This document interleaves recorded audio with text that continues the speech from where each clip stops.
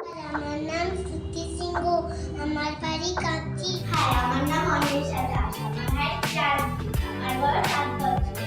আমি এসেছি গড়িয়া থেকে। মা লক্ষ্মী, তোমাকে সবাই এত পুজো করলো কেন? দাদু, ঠাকুমা, বাবা, তোমাকে সবাই এত প্রণাম করলো কেন? আর এত ভালোবাসলো কেন? ও, তুমি চুপ থাকো বলে?